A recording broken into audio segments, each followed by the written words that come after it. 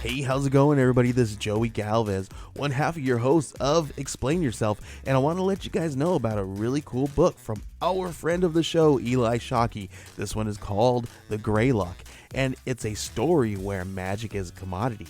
Potions are sold at corner stores.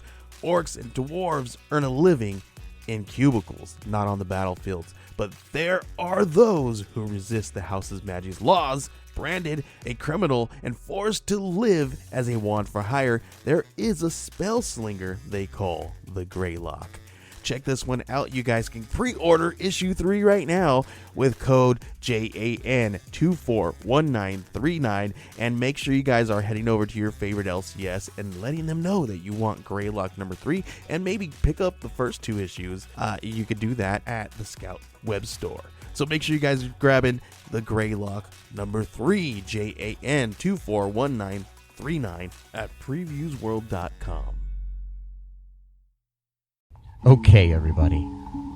I have something really cool to tell you about. If you haven't heard yet about Anchor, it's the easiest way to make a podcast. Let me explain here. It's free. There are creation tools that allow you to record and edit your podcast right from your phone or computer. Anchor will distribute your podcast for you so it can be heard on Spotify, Apple Podcasts, Stitcher, and more. You can make money from your podcast with no minimum listenership. It's everything you need to make a podcast in one single place. Now, the way that you can do this is you got to download the free Anchor app or go to anchor.fm, and then you can get started. It's really fun. We just switched over recently here at All Too Real 2, and I'm enjoying it so far. So be sure to check it out and let us know what you think.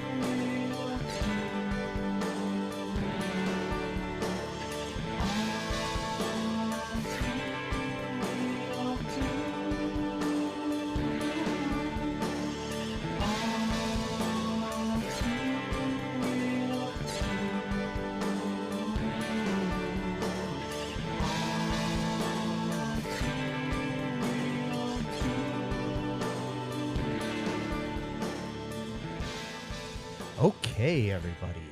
Welcome to the latest episode of All Too Real 2. Hi, my name is Michael E. Cullen II, your host, and with me, as always, is my co-host, Matthew Allen Haas. Yes, Allen Haas. Mm-hmm. Matthew Allen Haas. Yep. Anyways, today on All Too Real 2, we are covering a kind of direct-to-video sequel, a direct-to-TV sequel. This is called The Cutting Edge, Going for Gold. It's a 2006 movie. Yes, and it stars Christy Carlson Romano from Even Stevens and the voice of Kim Possible fame. Yes. And also Ross Thomas. I'm not sure what he's from, but I'm just going to... I think he's Rob Thomas's cousin from Matchbox 20. No. Oh. No, I don't think they're any relation. And there's returning characters from the original Cutting Edge, played by different actors. For reasons unknown, I'm just guessing they couldn't afford the other actors, or the other actors didn't want to have anything to do with this. Not sure why. Yeah. I think it's the greatest movie I've seen in a long time. So... I'm going to agree. Yeah. Well, I will tell you, it is better than Inspector Gadget 2. Oh. And that was a theater release as well, wasn't it? No, that was a direct-to-video. Oh, okay. Yeah. Well, still more than a direct-to-TV. And it still was worse than... Whoa. Yeah. I don't want to talk about that one anymore. No, me either. That makes me cry. Yeah. This movie was directed by Sean McNamara, who has directed the what else has he directed? Let's see here. Cutting Edge 3 and 4 and 5. Possibly. Let's see. No. No, he directed the Baby Geniuses television series. Well, there you go. Baby Geniuses and the Space Baby video. The Miracle season. What's that? Curious now. It's like some kind of sports movie. And yeah. He's directed episodes of Phil of the Future.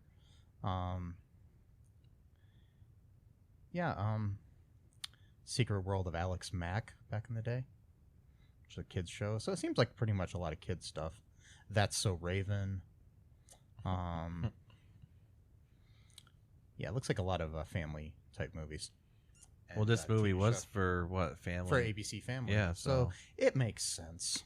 it's all part of that orbit. It's, makes Yes. sense. It's good gum. Anyways, Not as good as Trident or Juicy Fruit. yes. I love And- Juicy Fruit. And if any of you would like to sponsor our show, please contact me at mike@cullenpark.com. Anyways, so okay, what's the basic plot of this movie? If you remember, Matt, we just turned it off like 2 minutes 2 ago. minutes ago. So Well, this is one of the rare occasions where it's an actual sequel to the movie, not just sequel in name only. Yeah, not just putting the number 2 at the end of it and then just rehashing the same exact plot with different different characters. Because in this movie, they are actually returning characters from the first movie. Yes, and they're parents now of Jackie Dorsey. yeah. The characters of Doug Dorsey and Kate Mosley Dorsey, now being played by Stephanie Kramer as Kate Dorsey and Scott Thompson Baker as Doug Dorsey. No longer the original actors. No. No, not them. So in this one, it's a little bit of a twist because in the first one, Doug Dorsey's the one that has an injury, and it pretty much takes him out of hockey forever. He can't play hockey anymore, and that's what causes him to eventually become a figure skater. And in this movie, it's Jackie Dorsey. She's the one that becomes injured, not permanently, but she injures her knee at one of their competitions. Yeah, And- she was a singles skater. At Yeah, that singles skater.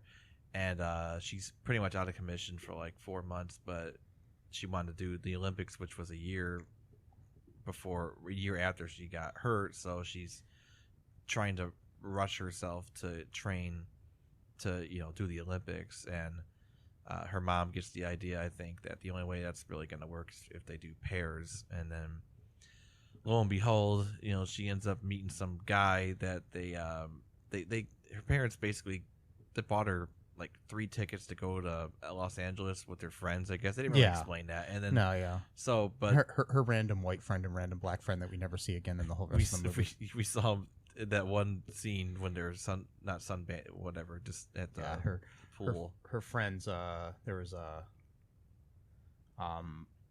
what's her face from Step by Yeah. Step was one of the friends. Shit, what's the actress's name? I had it here a second ago, but yeah, she was like the younger daughter on Step by Step. Step by step, day by day. Sorry.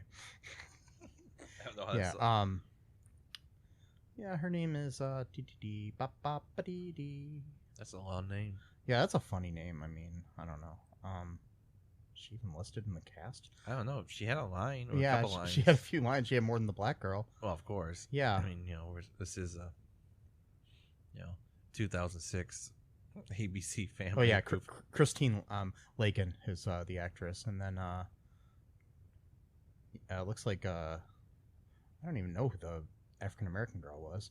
They probably didn't even list her. It's like If she's in there, she doesn't have a headshot, so I can't tell which actress, Right. I don't remember her character's name. It was so she had 2 lines.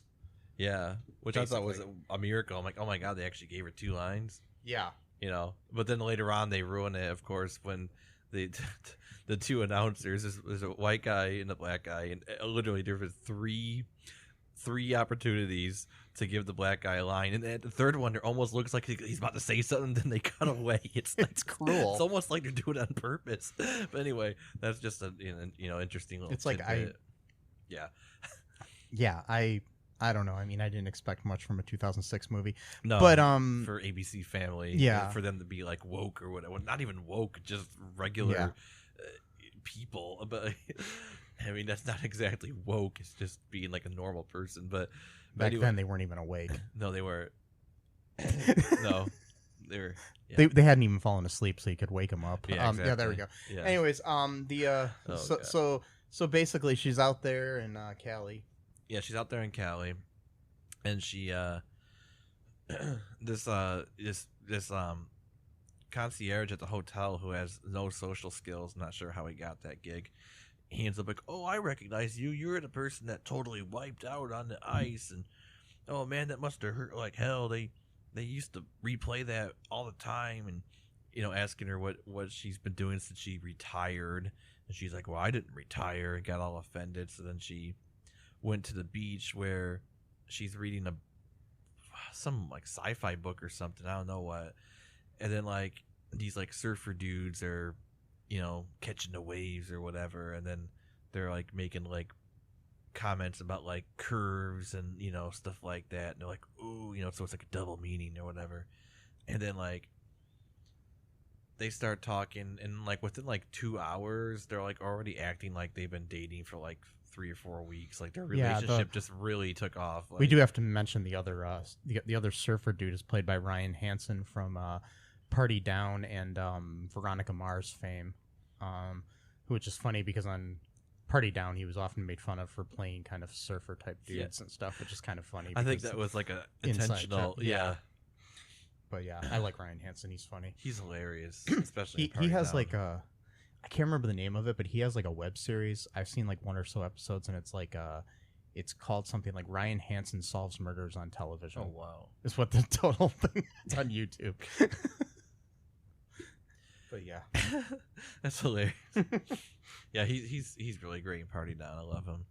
Yeah, so they're hanging out for a while, and I forgot what happens is that she's with her friends at the hotel, and she sees him pulling up like in this really sweet car. I think it was a Porsche, and they're like, oh well, he must be doing really good for himself because he's like a professional extreme athlete. Like he's on that's the other thing. He's an extreme rollerblader. Yeah, and he was on a cover of some magazine that some girl wanted his autograph for him or whatever. So she thought, he's making a lot of money from this because he's driving this car. And he gets out of the car and he's wearing his hotel uniform, so he's car valet.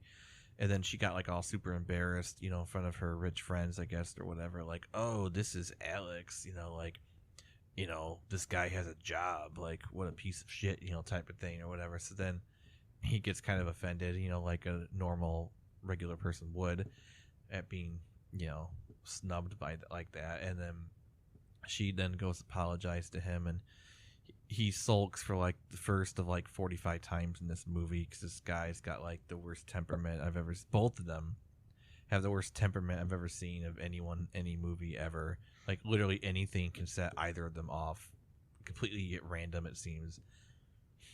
So he says like some mean things to her. She says some mean things to him. He stares at the beach some more and sulks. Cutscene to her back at home training or something, and then cut to him with his buddy from Party Down at a bar watching the TV, and there's an interview talking about how she's doing pairs now and that they're going to do auditions for partners. So then he gets the idea that he's going to go then audition to be her partner. See where I'm getting at with this? So then her mom is talking to him on the ice, and she can't see him because his back is turned to her. So she thinks that she's already pissed at her mom for interviewing someone without her knowledge to begin with. But then when he turns around, she's like, oh shit, this guy. So she's like double mad now because not only did her mom go behind her back, but she brought in this jerk who has a job from California that she didn't like because he was offended by her being embarrassed about him having a job. So they start fighting just like in the first movie. They don't get along with each other, but that's like part of that's like kind of like gives them energy, is because they're so opposite. So like the opposites attract type of trope in every single movie ever, and including the first Cutting Edge, which is exactly what happened in that movie. They were totally opposite. Doug was the spontaneous dude that wanted to have fun. So was Alex, is the exact same way. They eventually, of course, start having feelings for each other, and both of them at separate times in the movie pull away while the other one is pining for the other. And then when it's the other's turn to be the one to try to share the feelings, and it's the other one that pulls away, and that goes on for about an hour and a half. Basically, it's the thing that does happen in real life, but especially in romantic comedies where you got to have some kind of tension there, and it's the lack of communication that I think belongs in most relationships. The most fights and everything in any kind of relationship, in my opinion, are based on the fact that people just don't speak to each other. That's the main thing. Like, you speak around each other and to everybody else but that person. Yeah. And then, it's good. This is stuff. This is called Advice Corner with Mike. Yeah. Okay. My advice is this, though. see, this is my advice for relationships. My single self here telling you that that you should be more communicative. Yeah. And see, that's why I'm not in a relationship, because I can't do that. No, I'm joking. But you used the word communicative, which is a pretty big word. So yes, it is. That's be communicative. Yeah. In relationships. Yeah. And then, if you just tell it like it is. With some tact, though, of course. Some tact. Yeah, you got to have a tact sandwich, God damn it. No, not the tact sandwich. No, not the tact sandwich. You got to just have tact, though. I tried doing that. It was so forced. I couldn't ever do it right. It made me so mad because I couldn't do it right. So and what is the tact sandwich, anyways? I've heard it before. The tact sandwich is one of our dear friends actually taught me it. Is that you start off with like the bread, right? So basically the bread is like, the bottom piece of the bread is like some kind of a compliment. Okay. Or not, maybe not even a compliment, but just like acknowledging something good about the goodness of someone. And then the meat or whatever spread, like peanut butter or whatever you're gonna put on there, that's like the criticism that you wanted to bring up, or just an issue, a problem you're having or whatever. Not even a criticism, just something that's like somewhat uncomfortable or whatever. And then so that's like that's that part of it. And then the top part of the bread is another compliment or some kind of acknowledgement of the goodness. It seems simple enough in theory, but when you're trying to train yourself to do it, it's basically like, you're looking nice today. Well, I don't like it when you. No, I'm joking. No. See, that's how I was doing it when I was trying to do it, because it was so unnatural for me to speak in that way. Because usually, I mean, I'm usually a pretty diplomatic guy anyway. Yeah.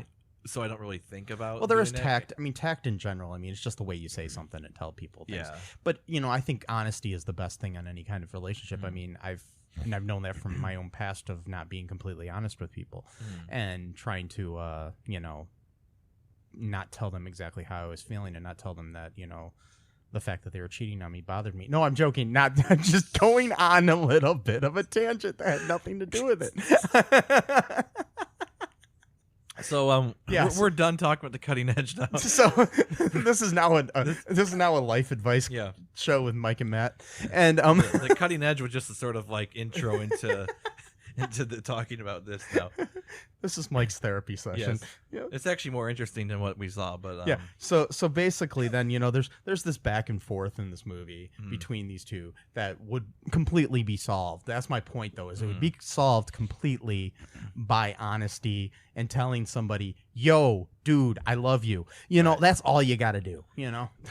I like you. Can we do something with this? Maybe not. Okay, cool. I had that issue with someone a long time ago, and yeah, it was just it was stupid. And then so do you want to talk more about what happened? Okay, so then basically now we find out as they're rehearsing, or was that what they call it? Not rehearsing. Well, maybe just practicing. Practice. That's what I'm looking for. Yeah. I'm so used to acting that I call it rehearsing. Well, kind of is. I mean, yeah.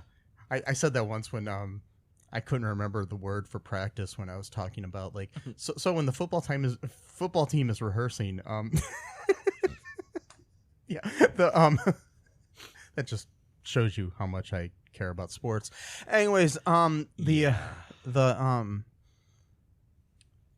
they were rehearsing in their costumes. Wait, no, those are uniforms, right? Yeah. In figure skating, it's costumes though. So yes, they are. But they're practicing, and we find out at one point that Alex has a girlfriend, even though he's been flirting with her. But he didn't know that. He thought they had broken up, but they didn't. And of course, she's stereotypical ditzy blonde chick who's a model. Of all things, because in movies that's just, is more beautiful people to add to the freaking cast of beautiful people. Because, by the way, Ross Thomas, who plays Alex, is a hot dude. Christy Carlson Romano, who plays the Jackie character, is hot. And, yeah, so is everybody else in the movie. There's no ugly people in the movie. No, none. There's no ugly people. All pretty white people and... a hot black chick who got 2 lines. Anyways, yeah, even the extras were beautiful. Yes. So, basically, that was my little tangent on that. I kind of go on tangents, by the way, if you haven't listened to the show before. Wow. But we find out about the girlfriend, and then he sends her home, basically breaks up with her. Because she kept making fun of him for figure skating. Yeah. She kept insulting him from the freaking But our stands. friends back home would just laugh at this. Blah, blah, blah. It's like, how old are you? 24, 25 years old? Yeah. It's like you're acting like you're in junior high. Like what's in social studies, they're going to start making fun of you. Like, yeah, they're going to make fun of you because you're wearing Reeboks instead of Nikes or something. No, they're not. I know, it's like It's losers like, what the think like that. But yeah. But, of course, that was the stereotype of her character, the blonde, that doesn't only care about anything but image and bullshit, stuff like that. And she was such a dumb character. What a thankless role for that actress, too. Yeah, I mean, she's probably actually a really smart person. They have to play just as dumb. Sadly, though, I looked her up, and I saw that she had only acted like one other time after that. Oh, wow. Like, she hasn't acted since, like, 2008. Maybe she had a really bad experience. That's what I'm wondering. Something like that. But, yeah, it's she just like... sadly just hasn't done much acting stopped, at all. yeah. So anyways, so there's conflict there. They can't tell each other that they love each other. Eventually, Jackie's on TV being interviewed and says that she wants to get the gold however she needs to, like however necessary, like even if it's as a single instead of a double, and blah blah blah. And then so without talking to her and asking her about it, the dude just takes off and goes back to California. Yeah, Alex has this problem where every single time he gets offended, he just takes off. Like okay, the first time when she insulted him because he dared to have a job and make money, okay, I can understand that, some rich person who looks down upon someone who actually works, I get that kind of feeling, that sort of like classist sort of insult. Okay, but every other problem it's just been and it was even foreshadowed early in the movie too. Like he has a phone call with his manager for his rollerblading or whatever, and some sponsor of his isn't going to sponsor him anymore. Oh yeah, and so he freaks out and he breaks the phone. Yeah, he's got an anger issue. Yeah, he Yeah. literally just just completely destroys the like phone. busts this like a hotel payphone or whatever. So it's like, And then he goes to the bar and goes, the phone's broken or whatever. yeah, So yeah, so he takes off, and then just like these little things that would, like, for example, so like when they're doing the whole will they won't they thing, like kind of in the middle of the movie, they're finally starting to get along with each other, and how they got that way is because Jackie's mom, she literally like connected them with bungee cords so that they would like get used to each other's Yeah. movements. that was kind of cool. That was a cool scene or series of scenes, and then they eventually started to like anticipate each other's movements, like when someone was going to try to get popcorn, and she would just kind of get up instinctively at the same time he did, and they were able to eat dinner without like getting in each other's way because they were in harmony. So that was like a cool like little scene, like showing them getting together. And then, by the way, they're always drinking in this movie. There's a lot of alcohol in this movie. It's kind of strange, but Yeah. like, As we go on, they finally get back together. She goes out to California to find him, yeah, and she almost dies drowning because she goes out to surf and try to get him in the ocean. that's right, she did. But I was gonna mention the whole thing of how he got so mad about how she got so mad about him daring to. Well, not daring. I Oh, forget, yeah.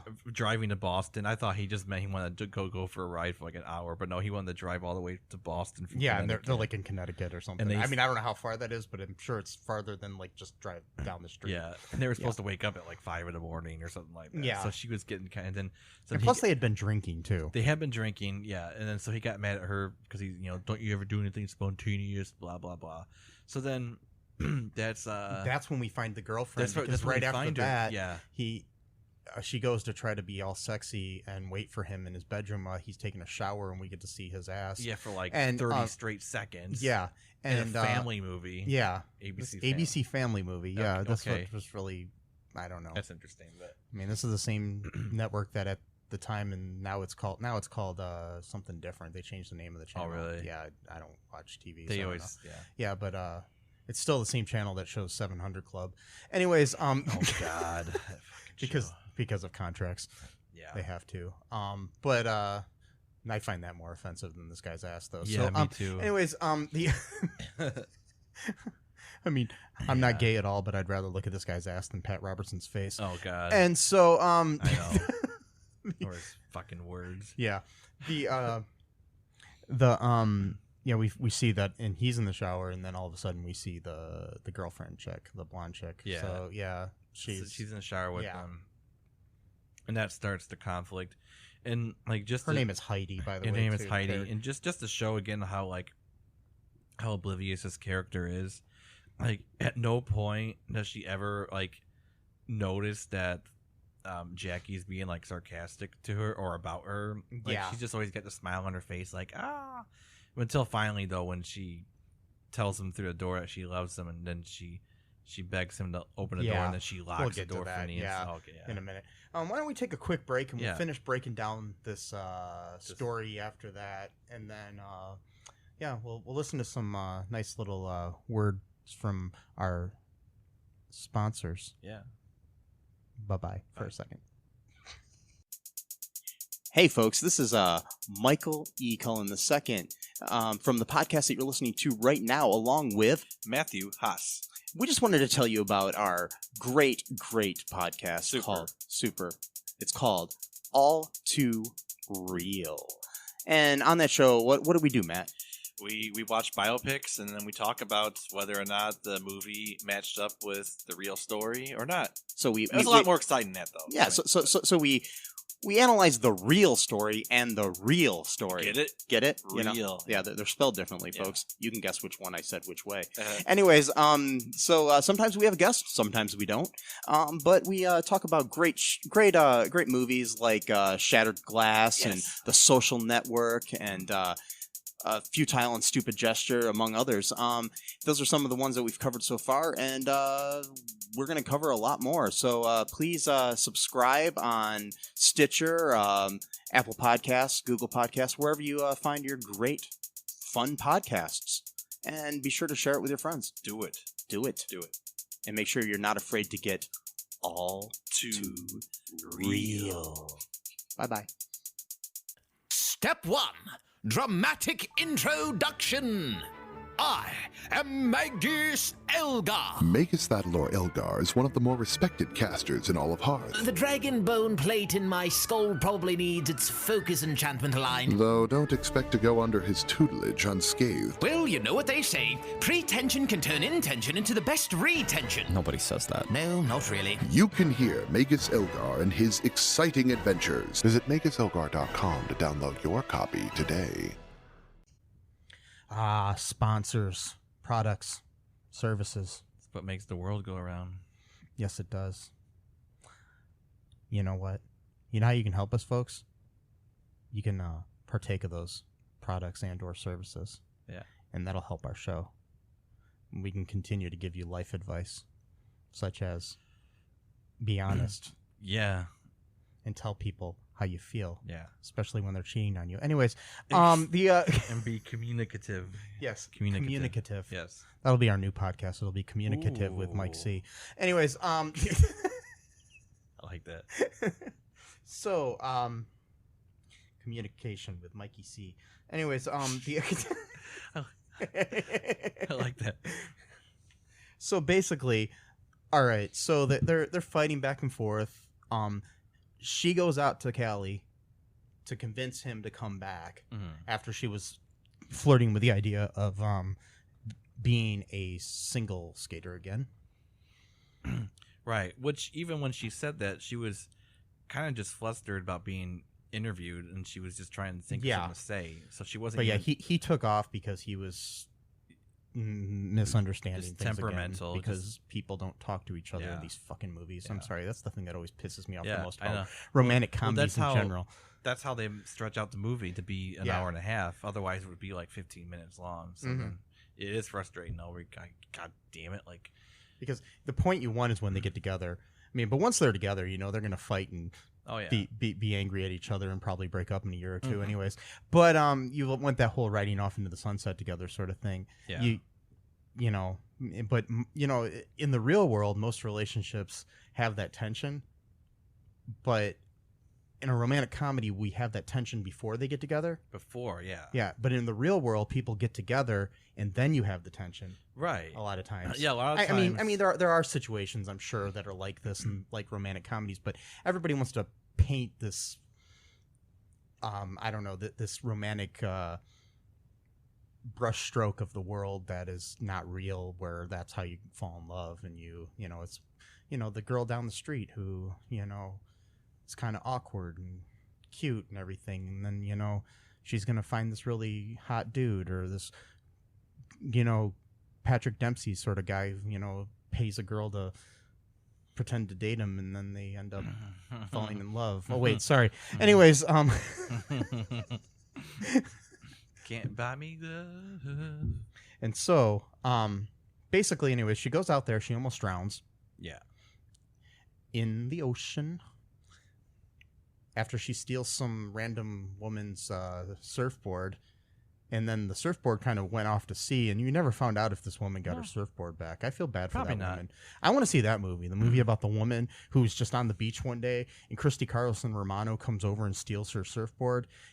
And she tracks her down and then kills her. Well, No, well, wait. No. Well, you're talking about part 5 where it becomes a horror film. Yes, So because I want the Cutting Edge to become a horror series. starting part 5. Yes. It just changes. Where people are just killed with the blades For some reason. The blades of ice skates. That'd be, you know, I just want to see a bloody ice skate.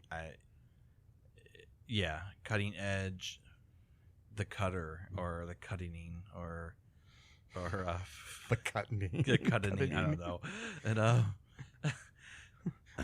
the lack of communication. see, that's what happens. See, you take 5 movies of lack of communication, eventually it's gonna lead to murder on ice. That's what happens after they get together. Yeah. They continue to not communicate with each other, and one of them just kills the other. Yeah, that's what happens. So he saves her from drowning, and then I guess he returns back. Yeah. And then this time it's her mom that's the one that's mad at him and is like giving him like kind of like the cold shoulder, which usually it was her trying to play like the role of peacemaker. Yeah. But now she's had enough of his temperamental nature, probably because it reminds her of Doug from the past, doing the same kind of bullshit of sabotaging their that's the other thing that Alex does a lot in this movie, is that whenever they're actually getting close to winning, he'll either like stay up way too late, or he'll drink, or do both, and then he can't like really perform very well the next time. I mean, because there is a good scene. It's actually kind of good advice. He's got that whole point where he's actually so hungover at one point in the movie, right before a big skating thing. That's what they call them, right? Skating things. Skating thing, yeah. Yeah. Anyways, he decides to get wasted the night before, and he's hungover, and the dad takes him and then waterboards him. No, I mean, he basically does. He throws him into the shower with cold water and tries to wake him up and make him realize. But they do have a kind of a poetic moment where it's basically they're just talking about the fact that, the dude's afraid that, what if I lose, sort of thing, and then it's like, you can't ever win if you're not if you're not afraid to lose or something, or whatever. You gotta be willing to lose if you're gonna win. That's what it was. Yeah, and it was kind of good advice, because that's true. I mean, it's kind of like the whole Wayne Gretzky quote, which is a true quote from him, where it's like, you miss all the shots you don't take. I'm sorry, I just love that. Yeah, that scene of Michael Scott. Oh yeah, in The Office, he quotes himself quoting Wayne Gretzky. Oh god, because they just showed on the whiteboard, and it says, "You quote, you miss 100% of the shots you don't take." It says Wayne Gretzky, and then below it says Michael Scott. And that's in quotation marks. Like quoting himself, quoting Wayne. Oh god, I love that's that. how it works, right? Yeah. So, but anyways, they have these, back and forths and everything, and then eventually she comes to the week. It's the week of like a big skating thing later on. Like I'm kind of fast forwarding towards Olympics. Basically it was the Olympics. Is that a big skating thing? I think it's a big skating thing. It was the Olympics. So what are the Olympics? Maybe we need to do a history of that in case our fans don't know what that is. Yeah, I'm joking. Anyways, is that the thing with the rings? Yeah. That kind of intersect and stuff? Oh, okay. That's it. Yeah. And these are the Winter Olympics, right? I would imagine they are the Winter Olympics, yes. Yes. I don't think they do it in the summer of skating, but they could. It's ice rink. I mean, yes. It doesn't need to be, cold outside in order to ice skate. But yeah, they are we missing some stuff or not? I'm trying to remember. There were just so many times that the same thing happened over and over again that I think we can kind of just fast forward to it. Basically, what ends up happening is Dad comes back with some good advice to Jackie as well, because he had already given good advice to Alex, and now he's like basically saying the same sort of thing with her, that basically, have you told the dude you love him? I'm kind of paraphrasing here. Yeah. And, she's like, no, but he knows, blah, blah, blah, and it's like, does he? When, I didn't say it. It's this whole lack of communication bullshit, I'm telling you. Well, she gives him so many unclear signals, and he does the same thing. This is why women suck sometimes. Anyways, and men too. But anyway, we're going to... Well, it is. Yeah. It's just the assuming that other people know what you're talking about. That's why people suck, I guess. I should just say in general, because we always assume that, I've been extra nice to that person, they must know that I like them. Well, yeah. Or the fact that, some people take the wrong message too, where, you're extra nice to the customer you're waiting on or something, and then all of a sudden the guy or girl thinks you're in love with them. Yeah. Or so it'd be the opposite. Like, well, I just want to be nice to people. Yeah. I'm not trying to get with anyone or anything like that. I just want to be nice. Yeah. It's kind of like me opening doors for people, the doorman. That's what I was saying. Yeah, that's what I was thinking about. I do that all the time. I open the doors for people. I've always done it. Yeah. And I feel bad if I don't do it. Yeah. But then if you do, they think you're flirting with them, and then it's like. Or some people, they didn't feel obligated to like walk faster, So then, like, they want to walk at their own pace. Now they feel like they have to walk faster than what they want to walk just to get through the door in time. It just becomes the whole thing. I mean, and it's really great when you think somebody's coming out of a door, but they're not. They stop for a second and look at something, So and then you're you're standing sitting there there holding the door. We could do a whole show about. I Yeah. mean, we already did that sketch in Psyched, but like we could do a whole philosophy about opening doors for people. Yeah. And, like the moral ambiguity of or just manners in general. Just manners. I mean, yeah. you know, it's just like what's good manners, what's bad manners, what's the context, cultural context too. Because like in some cultures, like for example, like I forgot who it was. I was talking to someone. I don't know where it was. But they were from a different country. I don't know. I'm trying to remember where it was, but I ended up giving them the thumbs up. And then, like, after a second, I realized, wait a minute, in some cultures, thumbs up basically means fuck you. So I'm thinking, like, shit, did I just, did I just insult them? I totally just do, like, I'm trying to figure out who to, I don't even remember who, but still, it's just the point that you never know. Anyway, so the movie continues, and we've got, the dad basically convinces her to go tell the dude that, you know, you love him. She knocks on the door. I saw it coming a mile away when I was watching it. She's telling basically the door that she loves him. On the other side of the door, we find out that Heidi was there, the girlfriend. She heard the whole thing while Alex was in the shower. And she locks the door and basically gives Jackie the impression that he doesn't love her. She gets all frustrated and mad, and then Alex figures it out because he's clairvoyant or something. Oh no, he figures it out by saying, because she says that the maid was at the door, not It's only 7 o'clock. Why would the maid be here? Like, that's such a weird thought to have. Like, my thing is like, I unless there's like some kind of strict schedule, like maybe the maid can't work at 7. I don't know. Maybe in the Olympic Village, you're not allowed to clean a bedroom at 7 in the morning. Anyways,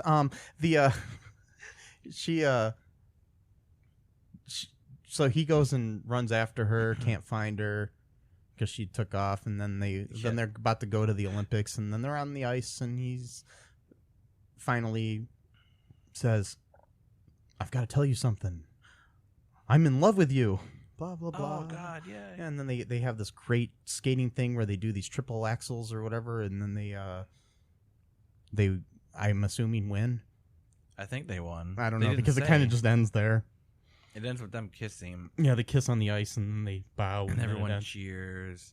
And then you get a cheesy early 2000s sounding song on the soundtrack, and I had to turn it off because I couldn't stand it. Come on, that soundtrack is, I hope they sell that on like Columbia House CD. They still have Columbia House. I would sign up for Columbia House. What's a CD? No, I'm joking. Yeah. No. I would sign up for Columbia House or what was the other one?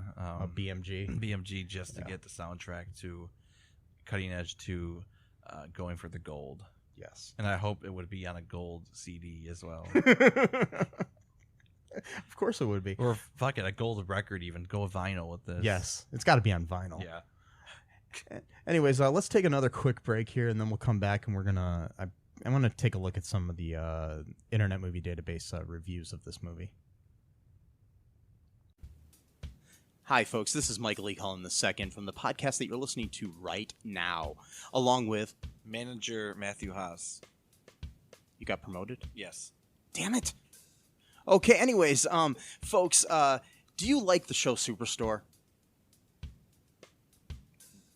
I don't know. I asked the folks, and nobody's answering me. Because they're not here. Oh, but we love damn it. Yeah, we love it, though. Okay, folks, if you like it as much as we do, you're really going to like the Super Story podcast, which is a podcast where Matthew and I go episode by episode and give our little opinions and thoughts on it. Sometimes we have guests, sometimes we don't.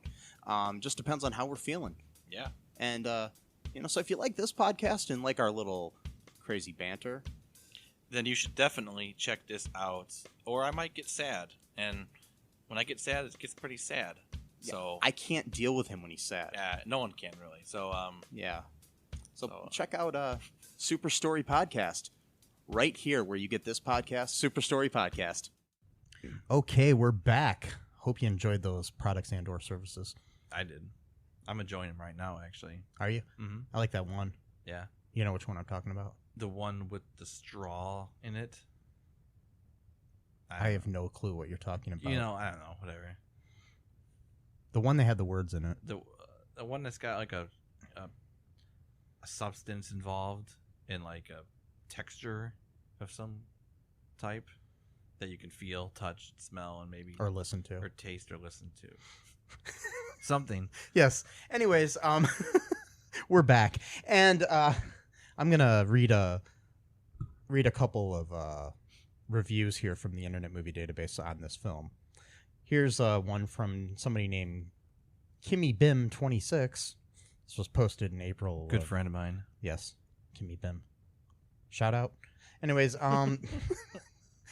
this was written back in 2006, the same year that the movie came out. And her headline for her 1 out of 10 stars is, "Do not watch this movie if you treasure your sanity. I cannot express in words how awful this movie is. Maybe if you gouge your eyes out, graciously overlook the ridiculously bad writing and acting, and try not to compare it with the infinitely better original, you might walk away only moderately traumatized. Personally, I feel like I need a shower after seeing it. The sequel has all the silliness of The Cutting Edge with none of the charm, not to mention none of the original cast. If I could give it a negative rating, I would gladly do so. It's an unnecessary film that is so bad it almost goes so far as to ruin the original." I hate that phrase. Anyways, I would rather see Kate and Doug get hit by a Zamboni than believe that their union spawned this Jackie creature. Horrible props to D.B. Sweeney and Moira Kelly for skating away from this clear disaster. So, okay. My comment on this. I hate it when somebody says a sequel or a remake ruins the original. It's still there. People, it's out there. But it means that the what's in the future is now canon. So therefore, anything in the original means that it spawned that thing. So that is affected the past in some way. But it hasn't. Well, in a way it has, because if the past and present and future are all connected in some way. So, But my thing is okay. I don't agree with her that the movie's that bad. No, but let's say I watched, Return of the Jedi in theaters when I was a kid. Okay, when it came out. I had this great time when I watched it. All right, then the prequels came out.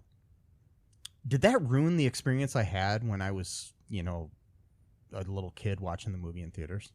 No, it didn't ruin the experience. I just mean that, like, if it changes the story in some way that the person doesn't. Again, we're talking about the cutting edge. But what I'm getting at is that the Cutting Edge 2 does not negate the fact that the Cutting Edge existed. No, it doesn't. And you can still go back and watch that movie and just say, "Hey, I saw this other piece of shit movie." No, that was a good movie. Yeah. What I'm saying is that no, and I'm not calling the Cutting Edge piece of shit. Oh, okay. I'm calling the sequel, which I don't think is actually a piece of shit. I'm just going from Kimmy Bim's point of view here. Anyways, I'm just saying that if she sees this movie and thinks it's gonna destroy her sanity, I mean, first off, don't let a movie destroy your sanity, bitch. Oh, I'm sorry, I shouldn't call her a bitch. I'm gonna take that back. No, well, yeah. Just be honest. Like you're talking about being communicative. Just let. Yeah. You can take it out. I don't care. What I'm saying is, don't let this movie destroy your sanity, woman. And because it's just a movie. You watched it. Sure, you wasted a couple hours of your life watching a movie, but you don't have to watch it again. Right. You can choose to watch the original again if you really like it, and just pretend that this doesn't exist. I mean, in a way, it kind of doesn't, because it's an ABC family. Need I also mention too that she's getting worked up about an ABC family made-for-TV movie, and is surprised that it's not as good as the original. Like, of course, the main cast isn't going to be selected to do an ABC family sequel to a movie that comes out 14 years after the original. Which I'm going to get into too, is the fact that there is no way that could be their daughter. No. Because she's in her 20s, and if it's 14 years after the first movie when they met. Unless there's a time jump at some point. Yeah, because I think they're basically retconning the whole thing to be earlier. which whatever, go with it. They don't care. never even mentioned the year, I think. At all No, in the so it could movie, be later. It could be in the future. Yeah. Maybe this movie takes place, in the future. Maybe it takes place on Earth 2 or something like that. And Yes. This is a whole different. No, just kidding. One of the things she said, okay, so like, gouging your eyes out, or rather, seeing them get hit by a Zamboni, very violent talk here, trying to sound tough. This is a movie for ABC Family. It's meant to be fun and like silly. Quit trying to sound, like you're just some badass. I don't know. And then, you sure that's even a woman?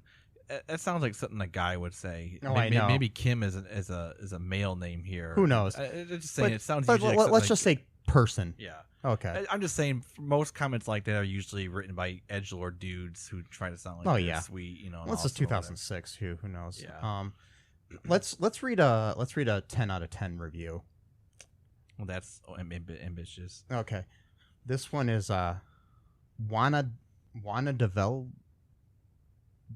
Della Vega 18. There we go. It's all one word, so I was trying to make the right flow. Okay, anyways, The Cutting Edge 2 was so good to work. I have no idea what that meant, but that's their headline. I love the storyline and how Jackie met Alex. It was both funny and romance. I think this person might be foreign. Maybe, because it doesn't sound like proper full English It here. could be, yeah. It had enough of everything, humor and sad scenes, and I really like the ending. When Alex told Jackie that he loves her and wants to spend the rest of his life with her, they make a cute couple. I didn't like his girlfriend, Heidi. She was mean to Jackie, and she told Alex that... Well, she was only mean for that one. Yeah, I know. That they will never be together. He learned to skate, and he's a good skater. Alex is such a handsome guy, and he has those blue eyes. Oh, he acted so good, and Christy did very good work. She looked so natural skating, and she made those doubles spin so easy to do. The last scene, when they were skating, it looked so good. Okay, that was the whole review. Okay. Yeah. It wasn't bad. Yeah, I don't want to make fun of the person, but it sounds like a child probably wrote that or something is what I'm thinking. But that's okay. Yeah. So those are the reviews I think I'm going to read. Maybe, let's see. Here's another one. It's a 3 out of 10 stars. It says, no thank you. I really disliked the movie on account of some of the content. It made it so that I couldn't have my children in the room. What? I will not watch this movie again. Part of the ocean scene, shower scene, and the H word in every question could be cut out from the movie. It would be an extremely wonderful movie, but because those scenes were included in this movie, it should be R-rated. This sounds like it's an ultra religious. That's person. what I'm thinking. Because you think that's R-rated? Wow, like yeah. And this is somebody named George Bratt 04. Thanks, but no thanks. The movie was well written, but it's definitely not a family movie. As far as the characters and plot, the movie was great. It has a good twist, and is worth watching. Wasn't that a great twist when the two leads got together at the end of the romantic movie? Yeah, that was a anyways, twist, yeah. The movie also hypes up the fact that Oksana Bayul is in it. She was one of the commentators, but she's not a huge part in the movie, which is too bad. She's a good actor. She's a skater. Wow. Known for skating, not for acting. Wow. She might be a good actor. I don't know, but I've never seen her act in anything besides this. So, anyways, those are the reviews I'm going to read. So, what did you think of this movie? Would you recommend it to anyone, Matt, for any reason? Yeah, I think it would be a good movie to watch, like when you're maybe just like late at night, if you just want to chill out or whatever, and have something to kind of like sort of pay attention to, like if you're just sort of trying to unwind or whatever. Like those are the kind of movies I usually like to watch. Like if I usually come home late or whatever, and I just want to unwind for a bit, I usually just watch like kind of easygoing type of movies, like where there's not like a whole lot of Not a lot of thinking needed. yeah, so, like not a yeah. big plot, but just something that's kind of enjoyable and it just kind of makes you feel, Mhm. you know, good. I mean, this movie is definitely not as good as the original, Mm. but I did like it actually, which is surprising. From all the movies that we've watched so far that are the direct-to-video sequels, probably this and Honey, We Shrunk Ourselves are my two favorite, Yeah, which yeah. is funny. But yeah, They are the two. Yeah, they are the two best ones.